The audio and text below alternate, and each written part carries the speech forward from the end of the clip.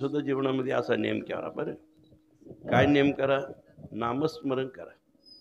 लई कीर्तन ऐकून बसून नका बरं का. कीर्तन ऐकून लोक साबरी झाली निघून. हे येडी पिसाळल्यासारखे करायला लागले लोक. एवढी कीर्तन ऐकायचं का अशी येड्यासारखे करायला लागले काय? अहो गाडी चालली तर हरणं दिलं तर गाडी बाजूला सरत नाही, ती गाडी खाली येते. काय लोकांना झाले काही कळत नाही. हे ऐकण्याचा परिणाम बरं का. लय ऐकू नका, मापात ऐका. आपलं नामस्मरणामध्ये दंग राहा बरं का. जास्त ऐकून लोक बिघडली बा. बिघडल्यासारखं करू नका, पिसाळल्यासारखं करू नका. चांगलं जीवनामध्ये वागा, भजन पूजन करा, नामस्मरण करा. हेच आपल्या संग येणार आहे.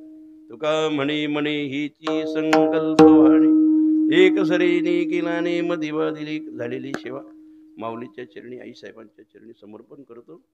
आणि कालची सेवा ती आज घेतली, कारण मला महाबळेश्वरच्या पायथ्याला जायचे. तिथे एक नामधारक असणारा माझा जोडीदार होता, आणि ती 6 वर्ष झाली अचानक गेली, अटॅक केली. पण त्यांनी नामस्मरण, त्यांनी जीवनामध्ये बरं का गाथा ज्ञानेश्वरी पाठ होतं, सगळं होतं.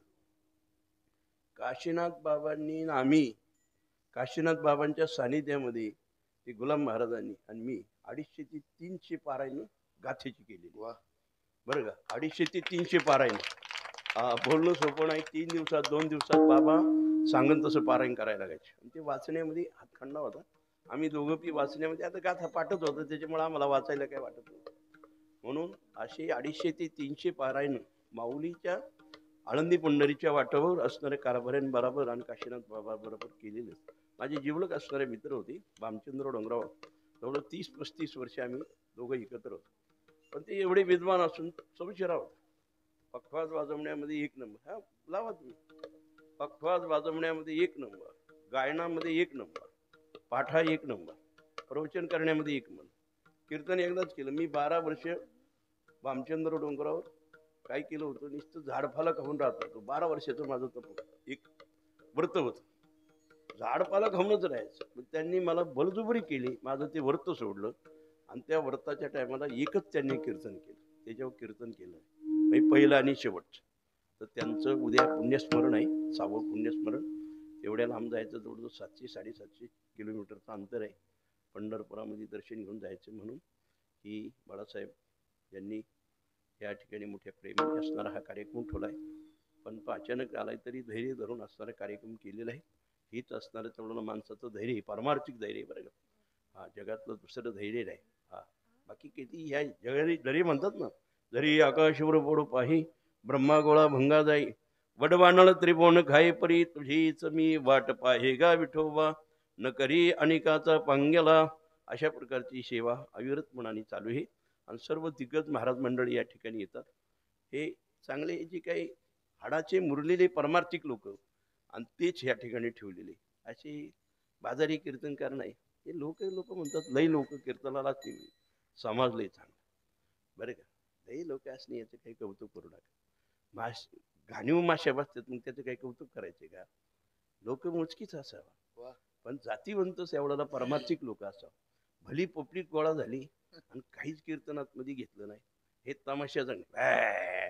अरे सगळी हीच काय सगळी दुनिया करणार, याला काय किंमत नाही बरं का. हा बाजार भरलेला आहे. बोलता कोणाला पी येतंय, बोलण्याला काही किंमत नाही. पण बोलायचं असणं चांगलं बोला बरं का. काही काही महात्मे लोक कीर्तन करणाऱ्यापेक्षा कीर्तनकार 24 तास इतर टायमाला काय करतो ही त्याचं तपासून पाहायचं बरं का. 2 तास काय बोलतो तिकडे नाही पाहायचं. तो त्याला नेम आहे का, तो गण लावतो का, आळंदी पंढरीची वारी करतो का, गाथा ज्ञानेश्वरी वाचतो का, देवपूजा करतो का, नामस्मरण करतो, ते काहीच नसेल. नुसता पैशासाठी फिरत असेल त्या कीर्तनकाराला कवडी किंमत नाही बरं का. असे बाजारी कीर्तनकार किती आहेत, आणि किती कीर्तन ऐकली तरी समाजात परिवर्तन होणार नाही. मी नामस्मरण करा, भजन पूजन करा, 24 तास त्याचं जीवन तपासा. तो काय साधना करतो ही तिकडे बघा. नुसतं कीर्तनकार काय सांगतोय तिकडे नका भाऊ. दिवसातून म्हणले आम्ही 4 कीर्तन करतो, काय बुवाम पाडली. अरे तुझ्या नामस्मरण आहे का, बदनामी पूजन नाही का? 4 केली 10 कीर्तन करून काय करतो बुवा. नुसती काय नाहीतरी तोंडी केली वटवटी, शेण तो वाहू का व्यर्थ पोटी बरं का. हे कीर्तन करण्याला प्रवचन करण्याला काय नाही बरं का. ही बालवाडी बरं का, हे बालवाडी हे कुणी करणार आहे बरं का. समाज जिंकायचे तुम्हाला सांगतो काही अवघड नाही बरं का. जग जिंकता येईल पण देव आणि संत जिंकता येणार नाही. देव केला बळी बस.